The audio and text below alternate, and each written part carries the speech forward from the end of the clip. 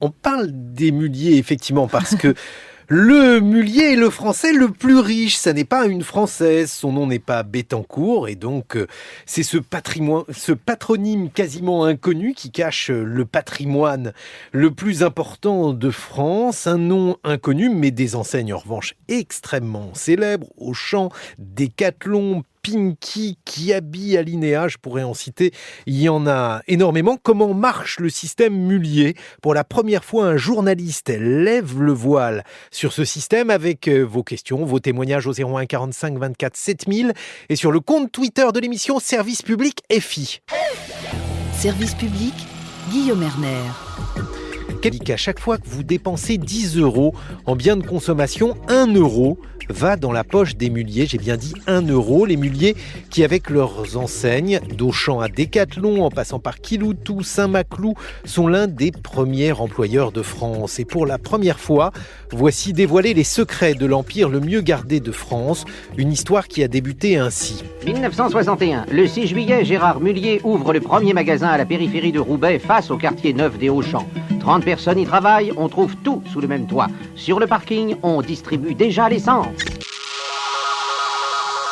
Et pour dévoiler les secrets des muliers, je suis en compagnie de 3 journalistes. Tout d'abord, Gilles Tanguy, bonjour, vous êtes journaliste au mensuel Capital. À côté de vous se trouve Grégory Carré, bonjour, vous êtes directeur de l'Observatoire de la consommation de l'UFC Que Choisir. Et puis enfin Bertrand Gobin, bonjour. Bonjour. Bertrand Gobin, vous publiez La face cachée de l'Empire mulier aux éditions La Borne 16, un livre remarquable, passionnant. On découvre toute une série de choses sur l'Empire des muliers, des gens qui n'ont eu de cesse que de vous empêcher de faire votre travail d'enquête, n'est-ce pas ?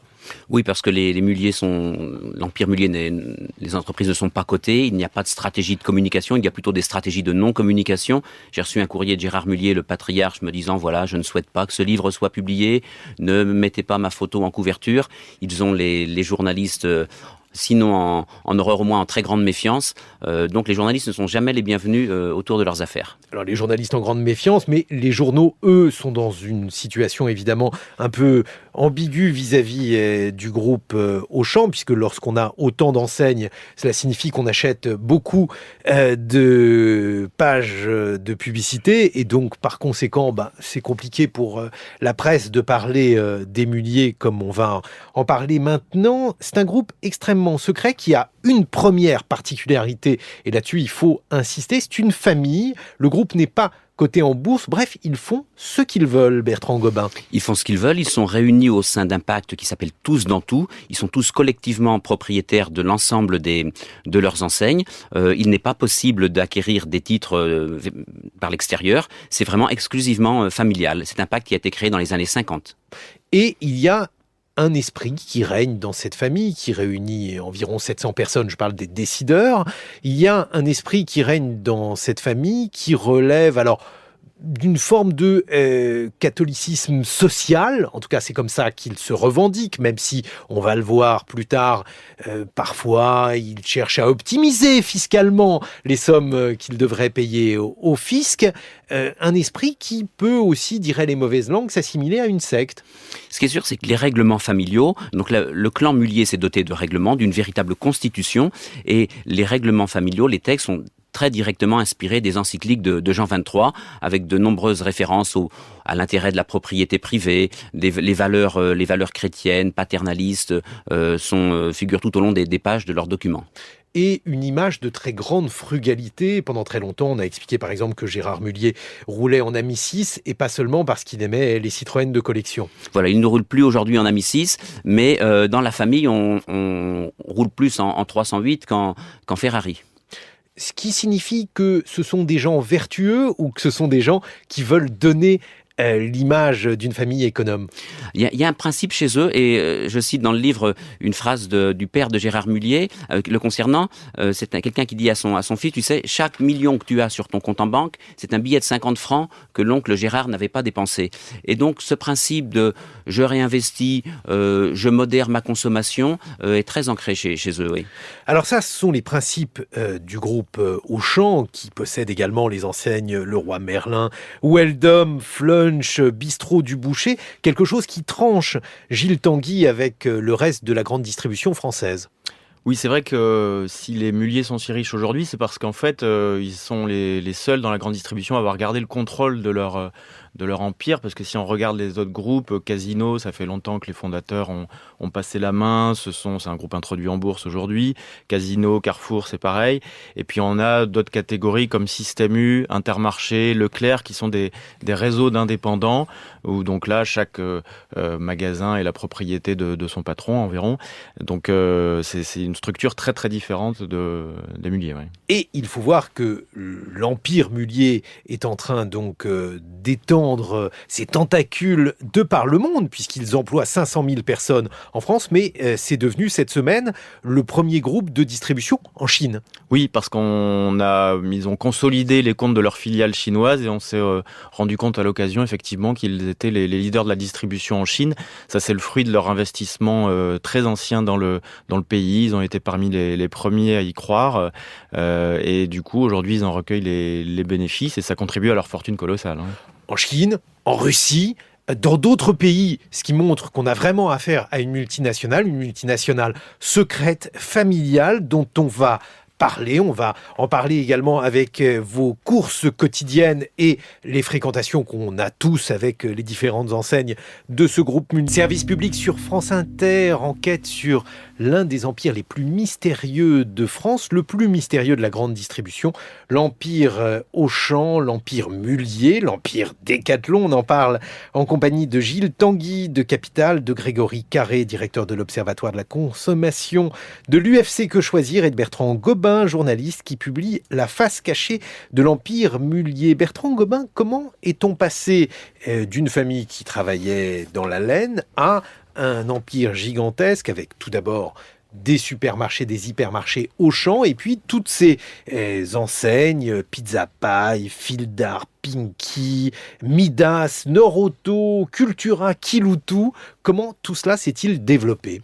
Il y a d'abord eu un premier mouvement, celui du statut d'industriel vers celui de commerçant. Gérard Mullier père s'est un jour aperçu qu'il pouvait contourner les grossistes et revendre directement la laine aux consommateurs. Donc il a ouvert ses premières boutiques Fil d'Art. Donc il y a déjà eu un premier mouvement. Et puis ensuite il y a eu l'ouverture du premier magasin alimentaire Auchan dans le quartier des Auchan. Gérard Mullier découvre le discount, le libre-service. Et puis là, alors qu'il est il a le projet d'ouvrir son premier hypermarché, l'agriculteur qui vend les terrains n'est vendeur que de 100 hectares. Gérard Mullier n'a besoin que de 10 hectares pour créer son premier hypermarché. Il achète finalement les 100 hectares et sur ces 100 hectares, il va avoir l'idée par la suite de créer le premier centre commercial. C'est en 1969 sur la commune d'Anglo dans le Nord. Et donc vont venir se créer les enseignes Flunch, Noroto, Décathlon, les unes après les autres. Autant d'enseignes créées par des cousins ou des frères de Gérard Mullier. Comment cela se fait-il que ces enseignes soient aussi triomphante aujourd'hui? Gilles Tanguy, quand on prend par exemple l'enseigne Décathlon, c'est une enseigne qui est particulièrement prisée par les Français, qui semble beaucoup plus performante que Go Sport. Quel est le secret en quelque sorte de Décathlon par exemple? Décathlon, c'est vraiment une machine qui s'est bien rodée depuis quelques années. Un des secrets de Décathlon, c'est qu'ils ont développé leur propre marque, à la différence d'un Go Sport par exemple. Décathlon, tout le monde ne le sait pas, mais Quechua, Kalenji, Artingo dans le tennis, le grand public pense acheter des vraies marques. En fait, c'est des marques maison, fabriquées en interne chez Décathlon, développées chez Décathlon.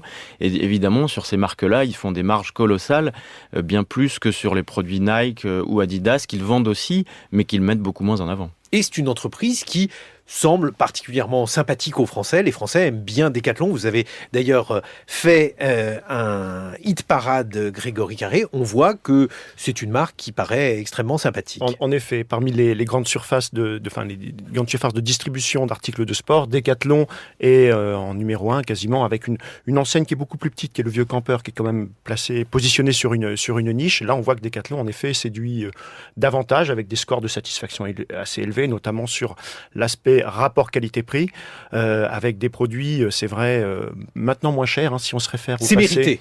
Si on se réfère au passé, il y a quelques années, on a fait une étude il n'y a pas longtemps, c'était très cher les articles de sport. Une raquette de tennis, c'était, quand moi j'étais petit, c'était un investissement. Maintenant, en effet, vous pouvez trouver des articles à 10 €, pareil pour les chaussures. Alors la qualité est pas forcément en plus déplorable. Donc on voit qu'ils ont réussi à séduire, en tout cas sur ce créneau-là du sport. Nous avons un auditeur au standard, Michel, qui nous appelle de l'Hérault. Donc on arrête. D'accord. Bonjour Michel. Je reviendrai. Oui, je vous écoute. C'est moi qui vous écoute, Michel, j'écoute votre question. Vous nous appelez de l'Hérault et vous êtes en direct sur l'antenne de France Inter. Voilà, je me présente, je me prénomme Michel, donc je suis originaire du Nord. Je connais très bien, pour avoir vécu en son cœur le patronat textile, et je voulais poser 2 questions. Premièrement, Monsieur Mullier-Père est intervenu il y a quelques jours, dans une réunion de jeunes communistes de Lille pour dénoncer l'utilisation qui était faite de son image et la dénonciation des super profits que pouvait faire son entreprise au cours d'une réunion de jeunes communistes. Je veux dire à quel titre il est intervenu. Et deuxième chose, s'il pouvait te préciser quel est le domicile fiscal actuel de la famille Mullier, sachant qu'à ma connaissance, il réside dans la même ville qui avait été choisie par M. Depardieu avant qu'il ne choisisse comme domicile définitif en Belgique, donc comme domicile définitif la Russie. Merci pour ces questions. Oui, la famille Mullier aime bien la Belgique en raison de ses humoristes, une passion pour Stromae ou autre chose, Bertrand Gobin ? L'attractivité fiscale, évidemment.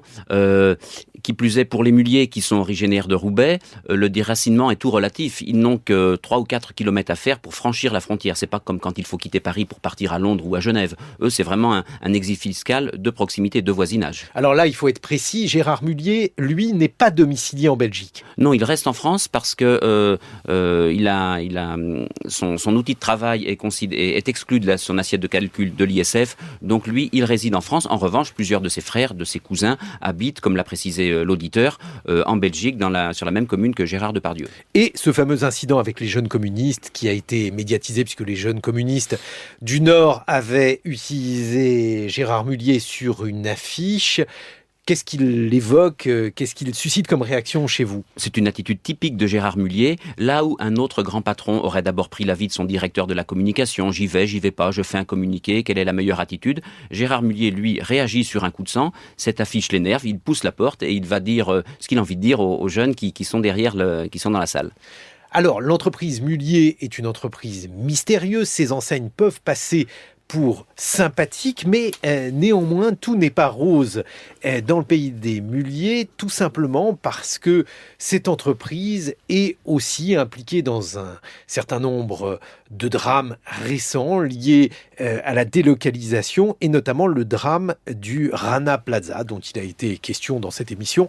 Service public, un spectacle aujourd'hui essaye de rappeler en quoi le groupe Auchan est impliqué dans le drame du Rana Plaza. Bonjour. Raphaël Mantoux. Bonjour Guillaume. Vous êtes allé dans le Nord, à quelques kilomètres de Lens, sur les terres d'Auchan, pour voir ce spectacle qui est donné à ce sujet. Oui, derrière les terrils, ces hauts témoignages des résidus miniers du bassin des industries du Nord, des comédiens répètent sur la scène nationale Culture Commune, à Loos-en-Gouel, dans l'ancien carreau de mine.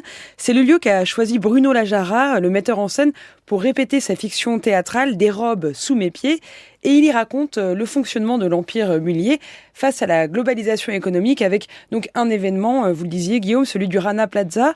L'usine s'écroule au Bangladesh et cause la mort de 1138 personnes. Des vêtements de marques internationales sont retrouvés dans les décombres et la marque textile Auchan en fait partie. La répétition commence, le comité de direction apprend la nouvelle. Un immeuble s'est effondré dans la banlieue de Dakar au Bangladesh. C'est la première scène ça du spectacle. On est vraiment dans une fiction documentaire. On est parti de l'écroulement du Rana Plaza au Bangladesh et on s'est posé la question de comment un grand groupe, une grande multinationale se comportait face à un événement qui entachait sa réputation. Et donc on est parti des rapports d'une multinationale qui se nomme Auchan, Auchan dans la pièce.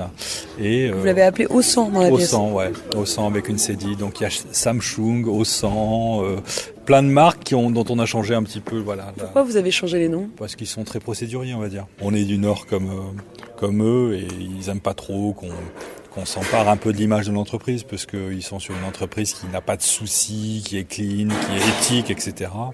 Moi, ce qui m'a intéressé là, c'était savoir comment ils s'étaient comportés face à ce drame où il y a eu plus de 1000 morts en niant jusqu'au bout leurs responsabilités. Et puis, les gens n'ont pas l'habitude de voir en interne comment une multinationale se comporte. Dans la pièce, il y a Jacques Nullier. On fait référence à Vianney et son cousin, le fils Mullier. Donc voilà. Et nous, on a confronté ce rapport comme ça d'une multinationale face à des consommateurs en face, et donc une famille qui se trouve, il y a une nana qui est au chômage, une fille qui est au chômage, et qui un jour trouve une étiquette sur une robe qu'elle a achetée dans cette grande surface où il y a Sauvez-moi, je travaille dans des conditions... Donc chez Auchan. C'est Auchan, mais à la base, ça s'est passé en Irlande, dans une autre... C'était chez Primark, à la base. Et nous, on a confronté ces deux faits divers à une fiction.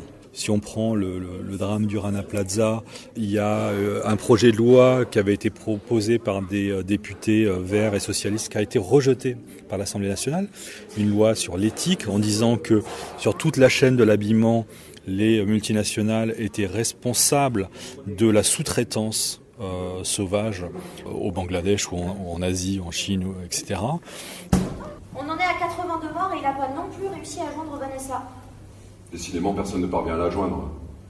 Elle était peut-être dans l'immeuble quand il s'est effondré.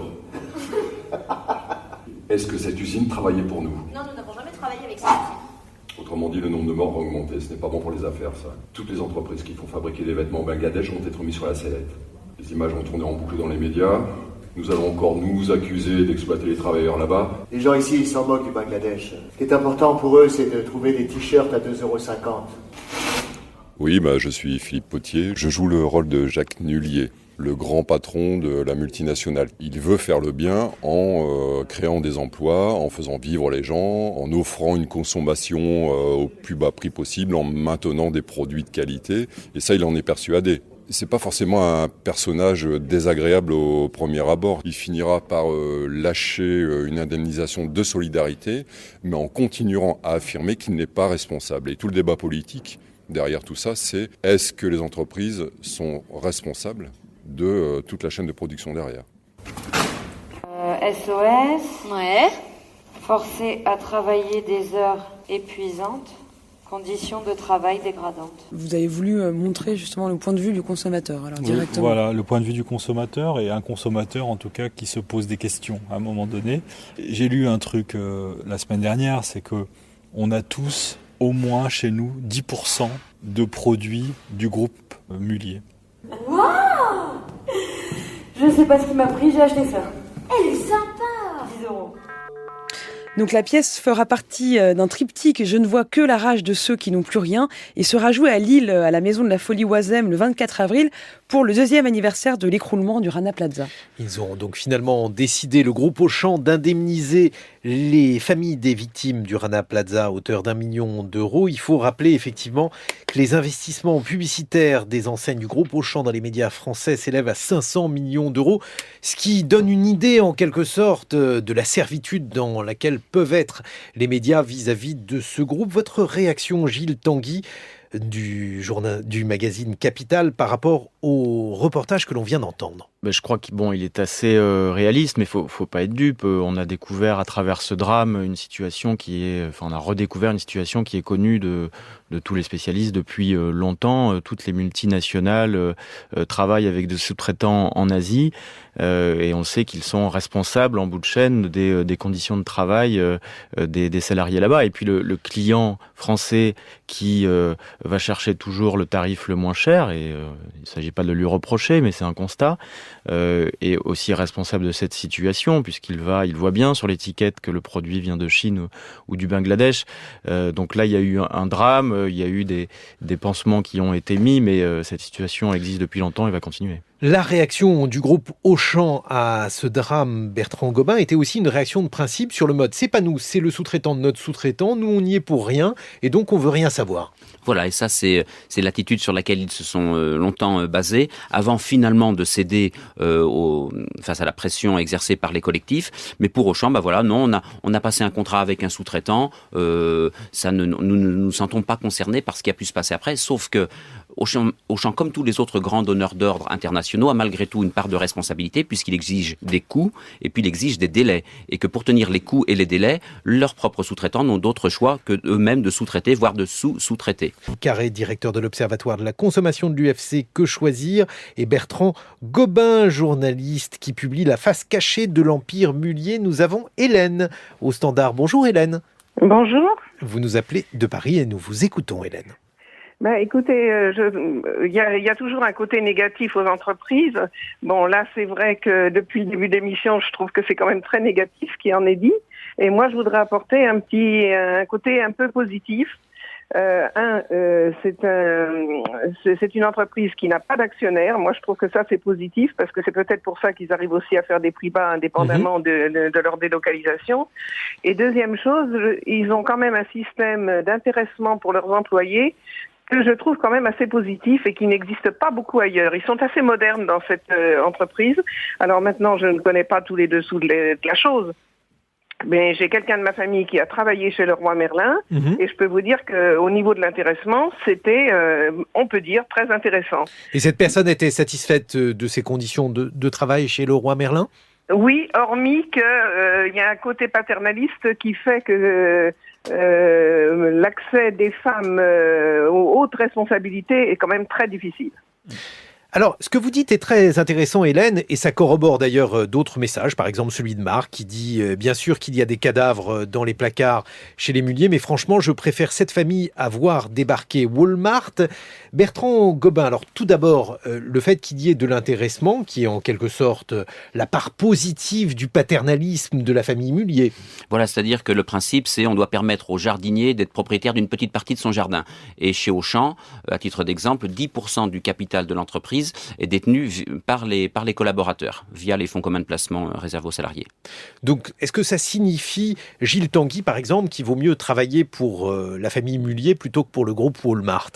C'est vrai que l'intéressement, les conditions sociales chez Auchan sont meilleures que dans pas mal d'autres groupes, mais faut pas être angélique quand l'auditrice dit ils n'ont pas d'actionnaires. Si, chaque membre de la famille Mullier sont actionnaires, ils se servent des dividendes et la meilleure preuve, c'est que ils sont à ce point actionnaires que c'est la première fortune de France. 38 milliards d'euros. C'est le classement qu'on publie chaque année dans Capital. Ça les place quand même devant les Bettencourt, devant Bernard Arnault d'LVMH, devant Serge Dassault. C'est un crime d'être riche dès lors que l'argent a été produit honnêtement. En revanche, ce que voulait dire Hélène quand elle disait qu'il n'avait pas d'actionnaires, il n'avait pas d'actionnaires cotés. Ils ne sont pas cotés en bourse. Ça ne veut pas dire qu'ils ne sont pas riches, voilà, et qu'ils ne visent pas le profit. Alors, il y a une interrogation, puisque vous racontez dans votre ouvrage, Bertrand Gobin, que ce sont des gens économes, en tout cas certains d'entre eux pour le groupe Mullier, que donc ils ne versent pas des dividendes comme doivent le faire d'autres groupes, comme le groupe Carrefour, qui sont donc des groupes cotés. Et cependant, les prix dans le groupe Auchan, Grégory Carré, ne sont pas beaucoup plus attractifs, puisque les hypermarchés les moins chers demeurent Leclerc, et pas seulement parce que ça rime. En effet, quand on fait très régulièrement des comparatifs de prix, et quand on compare sur un très grand nombre de produits, on voit qu'en effet, Auchan n'est pas particulièrement compétitif par rapport là on est dans la famille des très grandes surfaces, par rapport à Géant, par exemple, ou Leclerc, ou même Carrefour et tous les magasins U, ils vont être plutôt à des niveaux de prix au niveau de peut-être des intermarchés ou des Cora. Et si on va, ils ont aussi les magasins Simply Market qu'on va trouver plutôt dans les centres-villes. Ils sont également dans des niveaux de prix plus élevés. Comment explique-t-on cela ? Parce que les différences de prix, je dois dire, sont quand même très étonnantes. Si on prend un panier chez Géant Casino, il est à 351 €. Chez Auchan, il est à 375 €. Chez Intermarché, à 384 €. Alors, ça va être lié à l'implantation. En fait, les magasins Auchan, vous ne les trouvez pas partout en France. Vous les trouvez plutôt dans le nord de la France et dans le Grand Est. Et il n'y a pas finalement un tissu aussi compétitif que vous pouvez avoir comme d'autres régions, comme par exemple tout le Grand Ouest, où là, vous avez vraiment des enseignes comme U, comme Leclerc, qui se font une véritable guerre des prix. Et donc, c'est un peu moins vif le combat sur les prix dans le nord et un peu plus vif dans l'ouest. Et malheureusement, pour les clients, pour les consommateurs dans le nord, ils vont être obligés de payer un petit peu plus cher leur caddie. Alors, est-ce plus cher chez Auchan? C'est notre test du jour dans Service Public. 1, 2, 1, 2. J'ai testé pour vous la pilule Nobab. Je ne peux rien dire encore, mais il n'est pas impossible qu'il faille la prendre 2 fois par jour. 1, 2, 1, 2. Nous allons maintenant faire le test de capacité à l'autorégulation thermique. Mettez vos casques. Notre reporter Thomas Chauvineau est allé sur le terrain pour enquêter sur les prix bas et les prix hauts. Et pour ne pas être seul, il a demandé à l'humoriste Rodolphe Sand de l'accompagner dans un magasin Auchan. Un reportage qui a une valeur illustrative, mais peut-être pas de grande valeur économique. En tout cas, suivez Thomas Chauvineau avec son caddie. On prend un panier, non ? Allons, vas-y. On y va. C'est très laid quand même, non ? Non, mais parce qu'il y a des grandes surfaces qui peuvent être un peu plus jolies que celle-là. Là, on a l'impression d'un vieux truc discount, non ? 3 enseignes donc. Pour Leclerc, nous utilisons une application pour smartphone. Il suffit de scanner le code et l'appli nous donne le prix du Leclerc le plus proche géographiquement. Carrefour, j'y ai fait les courses juste avant de retrouver Rodolphe Sand.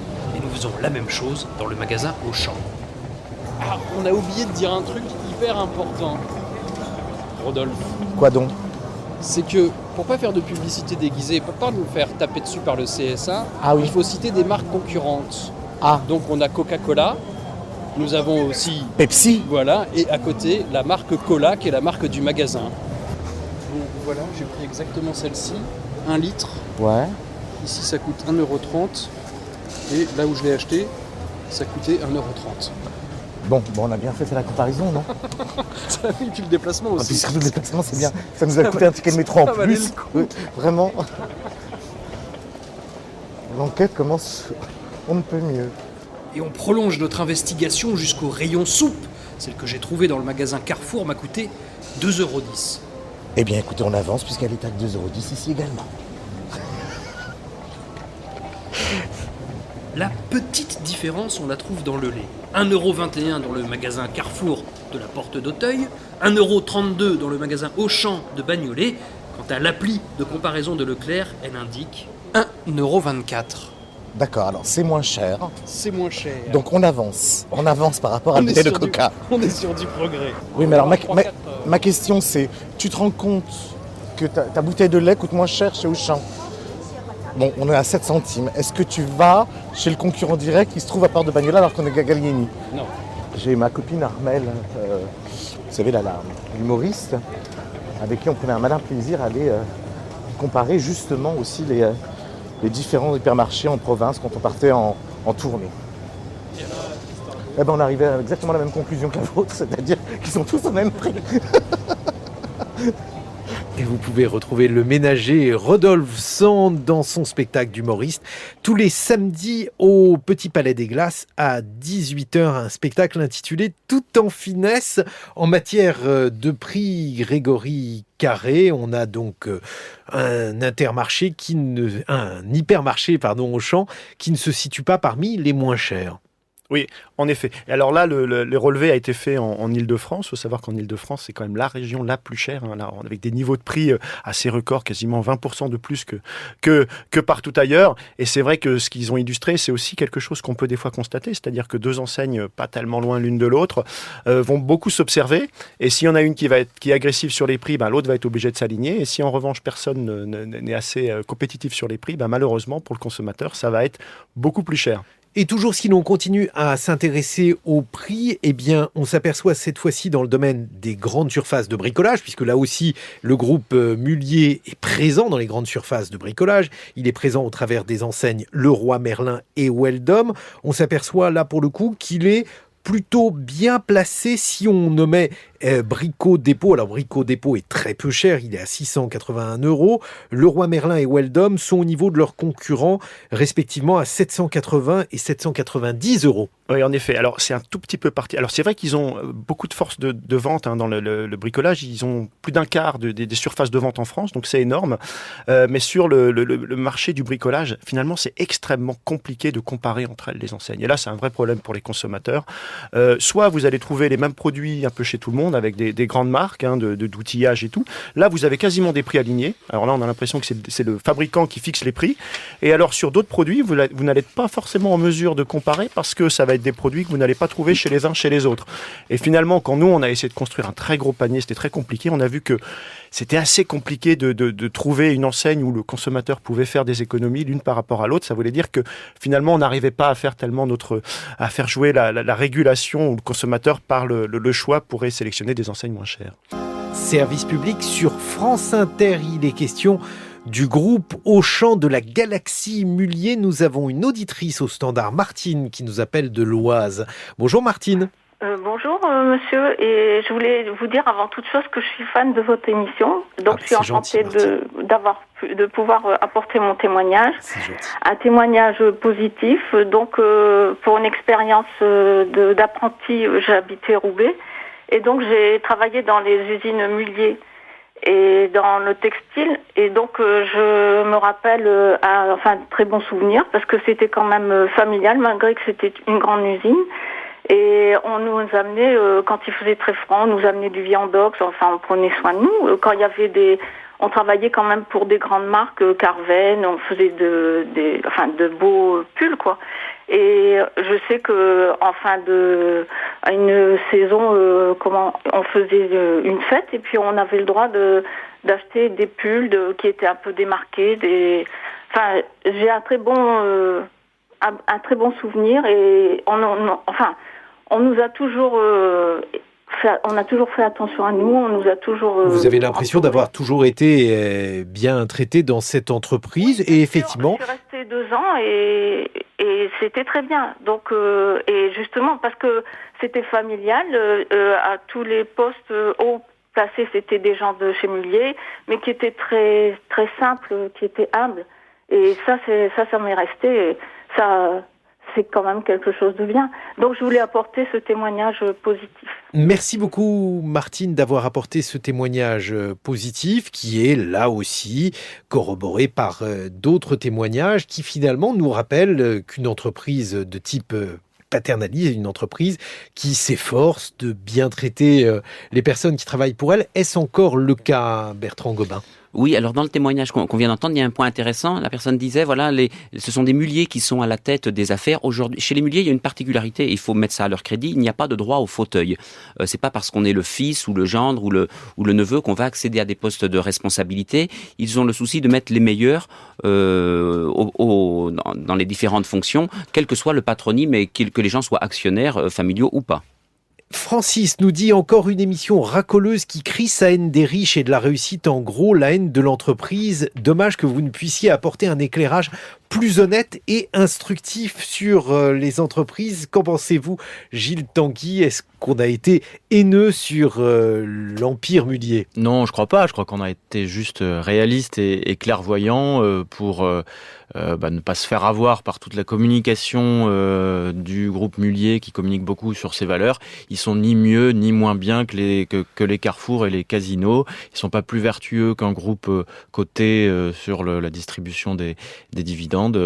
Voilà, c'est un groupe comme un autre. On a rappelé effectivement les mécanismes d'optimisation fiscale qui existent évidemment dans des groupes autres, mais il est peut-être aussi important de dire à Francis que l'entreprise et l'Empire Mullier investissent tellement dans la communication, 500 millions d'euros par an, que la presse a du mal à enquêter là-dessus, et il est normal donc qu'une radio de service public, avec une émission qui s'appelle Service public, consacre une émission à ce groupe, pas pour en dire du mal, mais pour essayer de montrer quelles sont les coulisses de l'entreprise. Nous avons Jonathan au standard. Bonjour Jonathan. Oui, bonjour. Nous vous écoutons, Jonathan. Voilà. En fait, je téléphonais juste pour préciser que Auchan, il y a quelques années quand même, après 2008 en fait, ils ont fait un recalcul pour les intéressements des employés. Ils ont vraiment veillé en fait à ce que tout le monde, qu'on continue en fait à percevoir encore de l'argent malgré la difficulté de la boîte. Et en fait, je voulais juste revenir aussi sur la place des femmes, qui m'a étonné tout à l'heure par une de vos intervenantes. Qui a dit effectivement que pour les femmes, c'était compliqué de grimper dans le groupe Mullier. Et de fait, j'ai un certain nombre de photos des dirigeants. Je peux vous garantir qu'il n'y a pas une seule femme. Oui, c'est vrai. Mais actuellement, il y a aussi dans des boîtes... Moi, je suis entouré de femmes là où je travaille. Il y a des chefs de secteur, il y a des directrices d'établissements Mullier qui sont... voilà.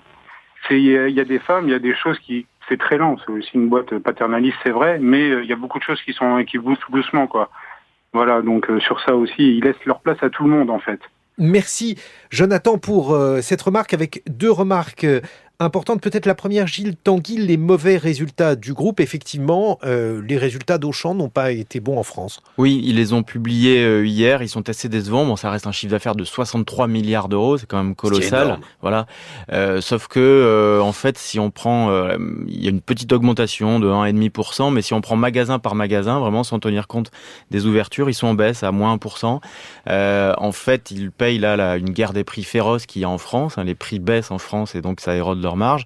Ils payent aussi la chute du rouble, parce qu'ils étaient très implantés en Russie, donc c'est mécanique. Et puis la crise ukrainienne. Alors la Chine compense un peu, mais pas suffisamment.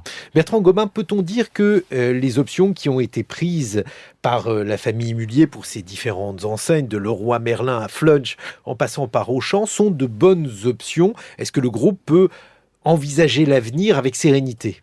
Oui, parce qu'ils ont d'une part diversifié leurs activités. Ils ne vendent pas uniquement de l'alimentaire. Ils sont présents sur l'ensemble des besoins des marchés d'équipement. Donc, ils se sont diversifiés. Ils n'ont pas mis tous les œufs dans leur même panier. Et puis, surtout, ils se sont diversifiés géographiquement. Mis à part peut-être l'Amérique du Sud, où ils ne sont pas, à part quelques-unes de leurs enseignes, ils ne sont pas très présents. Sinon, sur la Chine et la Russie, ils sont le premier distributeur en Chine où ils ouvrent un hypermarché chaque semaine. C'est considérable. Ils sont le numéro 1 de l'hypermarché en Russie. Vous faites le tour du périphérique de Moscou. C'est très impressionnant, tous les 10-15 kilomètres, de voir ces gros centres commerciaux avec ces enseignes qui nous sont si familières, tout autour de ce périph' moscovite. Ce qui montre aussi que la grande distribution est devenue une spécialité française qui s'exporte un peu partout dans le monde. Nous avons Mireille au standard. Bonjour Mireille. Bonjour. Nous vous écoutons Mireille. Bien, je tiens déjà à vous remercier pour vos émissions qui sont toujours aussi intéressantes. Je voudrais juste apporter un témoignage, en fait, qu'effectivement, peut-être que les difficultés économiques concernent tout le monde, mais une coupe franche dans les salaires à partir aux environs de 300 €, si vous voulez, mettent les salariés en grande difficulté, en fait. Voilà, ce sont des primes qui ont été supprimées. Bien sûr, c'est des primes, donc c'est très aléatoire. Mais néanmoins, rien n'a été proposé aux employés pour pouvoir rebondir autrement. D'autre part, je voudrais juste apporter un témoignage qui est absolument authentique. Il y a quelque temps, j'ai quelqu'un de ma famille qui fabrique du matériel de jardin, si vous voulez, et qui a trouvé une ouverture chez Auchan. Donc, il est parti pour les contacter. Et en fait, pour que son matériel soit référencé chez Auchan, il a dû verser un bac-6 au chef des ventes, si vous voulez. Et ça, je vous assure que c'est absolument authentique. Alors ça, par contre, c'est quelque chose qui a l'air d'étonner beaucoup Bertrand Gobin, avec a priori des règles extrêmement strictes et beaucoup de surveillance dans ce domaine, dans le groupe Auchan. Bertrand. Oui, parce que les sommes à verser pour le référencement, elles existent, mais elles sont encadrées. Ça fait l'objet de contrats, c'est écrit noir sur blanc. Si on est en présence d'un versement d'argent liquide à un chef de secteur, on est manifestement dans un dysfonctionnement illégal. Voilà. Merci Mireille en tout cas pour cette remarque, avec là aussi sur Twitter des réflexions assez contrastées. On nous a dit que on cherchait à salir les riches et ceux qui créent des emplois, mais dans le même temps, Ben nous dit « Vous ne dites rien sur la précarité des emplois créés par le groupe Auchan, des CDD de 24 heures reconduits des années. » Si on va en parler, Bertrand Gobin, qu'en est-il aujourd'hui? Le groupe Auchan a-t-il recours, comme les autres groupes d'hypermarchés d'ailleurs, à des contrats précaires? Alors, je ne sais pas spécifiquement sur Auchan. Ce qui est sûr, c'est que on voit de temps en temps dans la grande distribution, notamment pour la mise en rayon, et c'est peut-être ce à quoi l'auditeur fait référence, notamment pour la mise en rayon tôt le matin pour charger les linéaires. On peut faire recours à des CDD de ce type-là. À des CDD ou à des emplois précaires. Merci à tous les trois d'avoir évoqué librement l'Empire Mullier. Je rappelle le titre de votre ouvrage, Bertrand Gobin, La face cachée de l'Empire Mullier, le clan à l'origine de la première fortune de France. C'est vraiment un document très intéressant pour tous ceux qui s'intéressent aux coulisses de l'activité économique, et ce n'est pas uniquement un document à charge, c'est aux éditions La Borne 16 et on y découvre toutes sortes de choses avec les statuts d'une entreprise cotée, avec ses liens, avec son esprit, la philosophie du groupe. Merci à tous les trois. Merci à tous les trois. Merci à tous les trois. Merci à tous les trois. Merci à tous les trois.